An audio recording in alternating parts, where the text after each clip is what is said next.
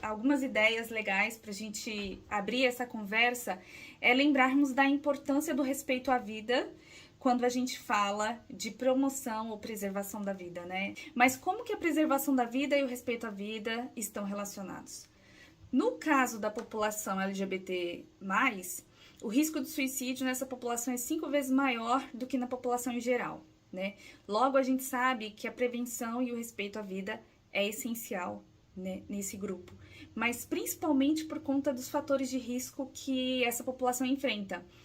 Quando a gente fala de uma população, de um grupo, nós falamos de fatores de riscos multifatores, multidimensionais, múltiplos fatores, só que quando nós tratamos de um nicho, existem situações que podem ser mais frequentes, como no caso do LGBT+, a violência, né? É uma população extremamente sujeita à violência, o preconceito, a discriminação, a rejeição familiar muitas vezes é um fator de risco também, a falta de apoio, o bullying, né? E o que seria o fator de risco? O fator de risco é aquilo que vai aproximar essa população do comportamento suicida, e o fator de proteção é o que vai reforçar o apego, a valorização da vida e dar a as pessoas que condições de viver, né? Uma vida plena, de fato.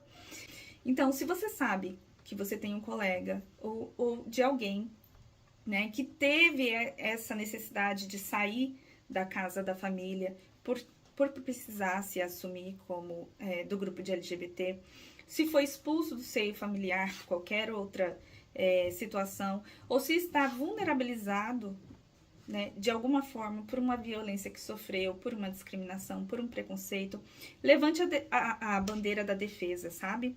Eu acho que essa é uma provocação que a gente tem que ter, porque é muito fundamental que não só cidadãos, mas amigos, familiares, colegas de trabalho, todos nós precisamos estar conscientes e precisamos saber que uma pequena ação nossa já pode trazer para essa pessoa o apoio que ela precisa para ter flexibilidade para lidar com aquele problema.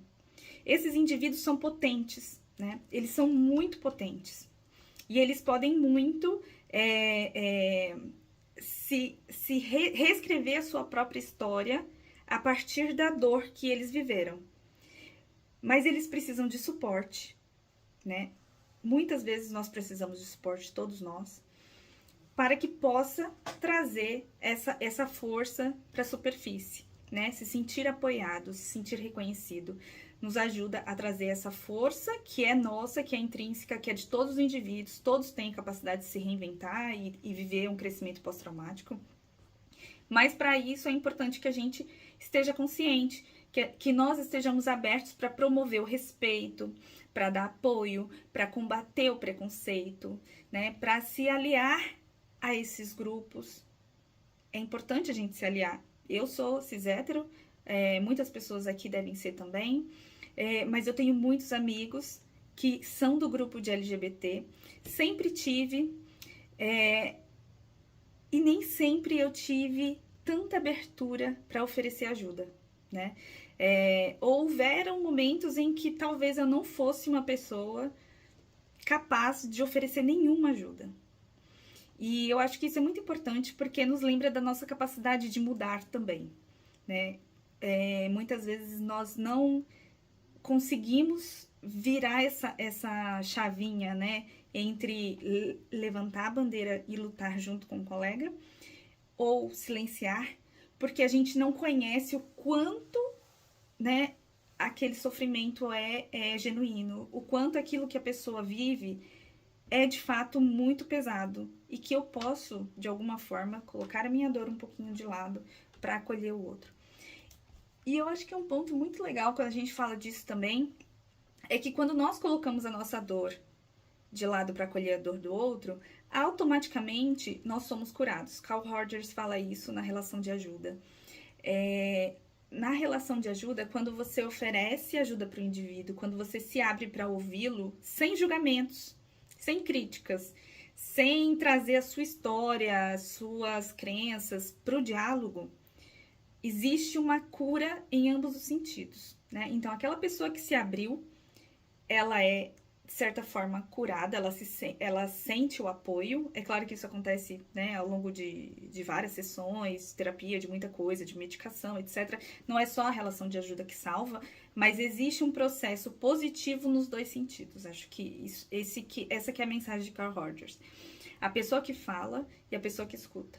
Né? Porque quando você percebe que outras pessoas têm também questões, sofrimentos, e você consegue oferecer ajuda para aquela pessoa, o nosso subconsciente muitas vezes consegue interpretar que se eu, com toda essa carga que eu venho carregando, sou capaz de oferecer ajuda para essa pessoa, muito provavelmente outras pessoas podem me ajudar nos meus problemas.